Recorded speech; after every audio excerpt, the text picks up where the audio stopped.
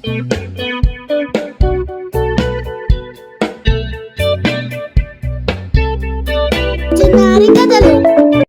ఊరిలో టామీ అనే కుక్కపిల్ల ఉండేది. టామీ వీధుల్లో నివసించేది. టామీ తినడానికి తిండి కోసం చెత్తబుట్టలు వెతికేది. అందులో ఏమైనా ఉంటే ఆ పూటకి తినేది, లేకపోతే పస్తులు పడుకునేది. ఆ ఊరిలోనే బ్రౌనీ అనే కుక్కపిల్ల ఉండేది. బ్రౌనీ యజమాని ధనవంతుడు కావడంతో బ్రౌనీని చాలా చక్కగా చూసుకునేవాడు. బ్రౌనీ ప్రతిరోజు యజమానితో పాటు బయటకు వాకింగ్కు రావడం అలవాటు.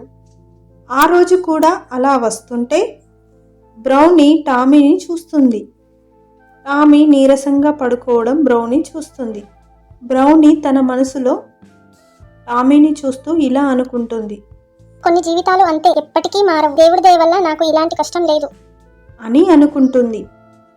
ఆ రోజు రాత్రి టామీ వానలో తడవడం బ్రౌనీ కిటికీ నుండి చూస్తుంది.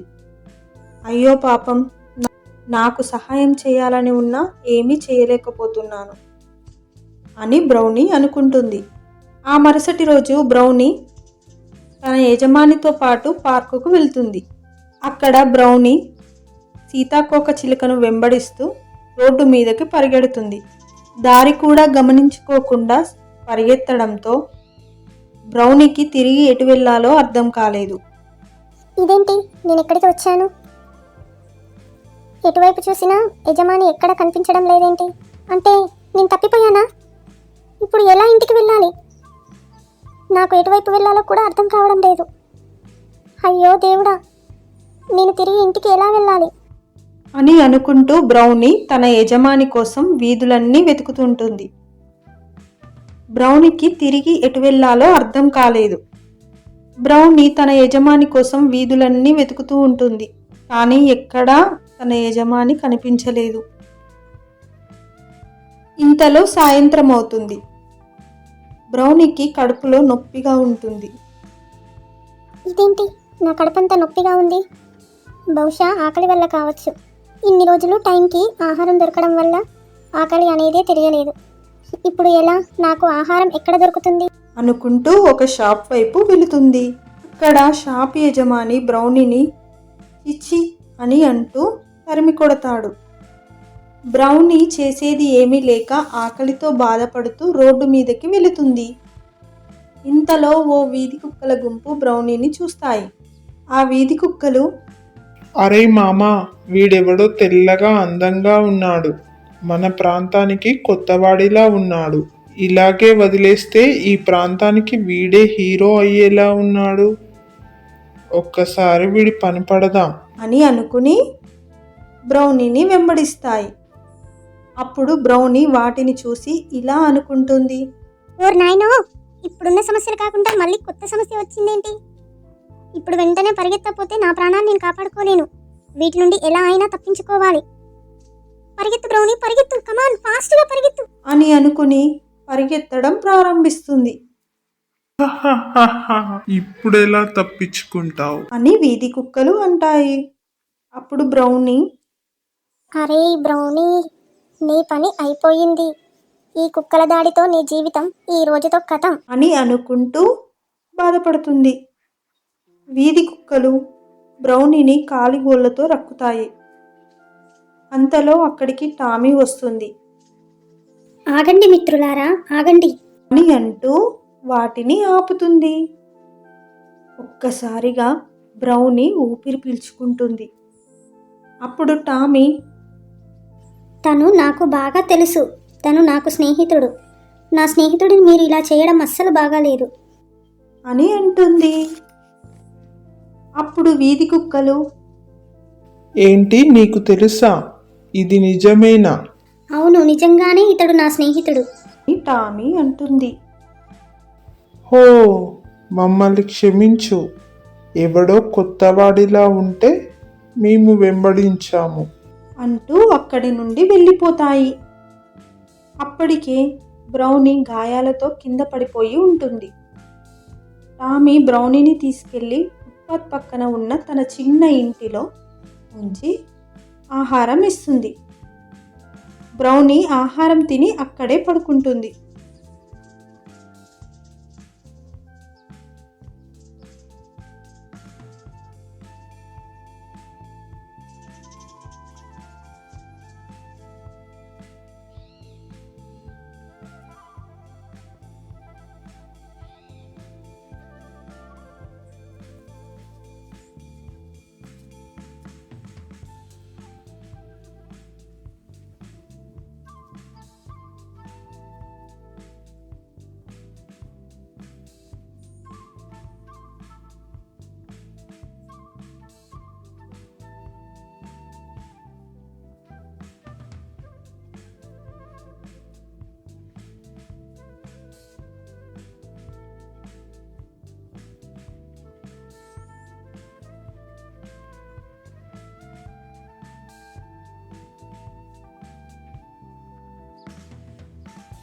అవును, నిజంగానే ఇతడు నా స్నేహితుడు.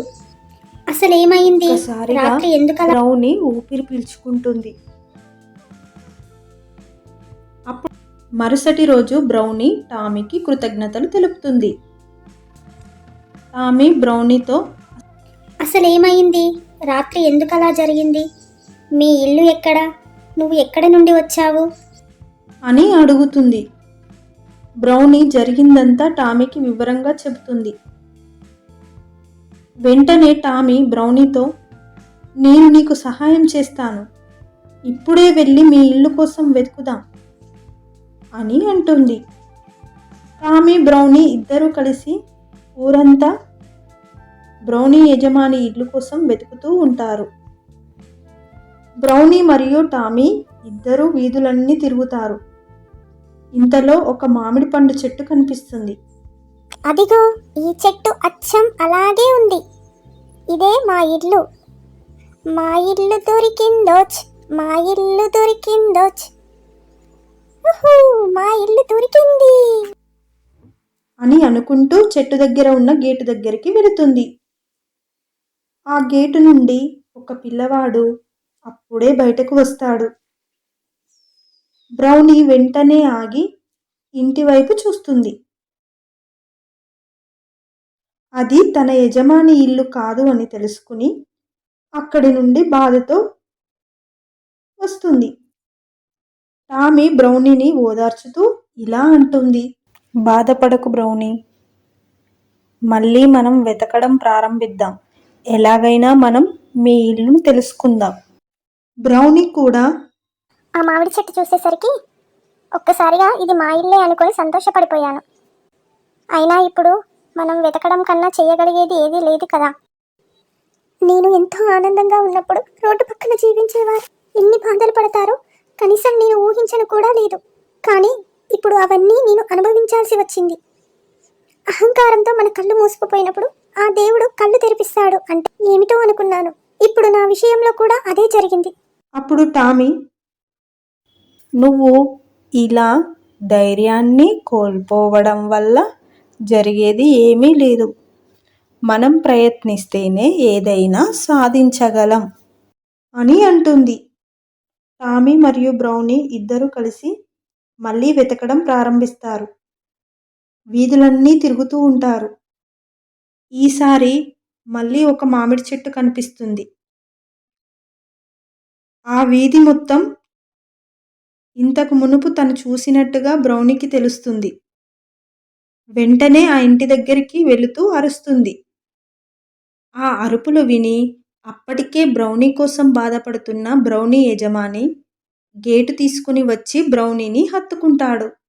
బ్రౌనీ టామీని తన యజమానికి పరిచయం చేస్తుంది. టామీ చేసిన సహాయం తన యజమానికి చెప్తుంది. దానితో తన యజమాని బ్రౌనీతో పాటు టామీని కూడా పెంచుకుంటాడు. బ్రౌనీ మరియు టామీ ఇద్దరు మంచి స్నేహితులుగా ఒకే ఇంటిలో కలిసి ఉంటారు. ఈ కథలో బ్రౌనీకి టామీ చేసిన సహాయం తన పరిస్థితిని మార్చివేసింది. అందువల్ల ఒకరికి సహాయం చేయడం ద్వారా మనకు ఎల్లప్పుడూ మేలు కలుగుతుంది అనేది ఈ కథ యొక్క నీతి. మీకు బ్రౌనీ ఇష్టమా లేదంటే టామీ ఇష్టమా? కామెంట్ సెక్షన్లో కామెంట్ చేయండి. subscribe for more stories. Please like and share. అలాగే ఈ కథ నచ్చినట్లయితే లైక్ చేసి సబ్స్క్రైబ్ చేసుకోండి.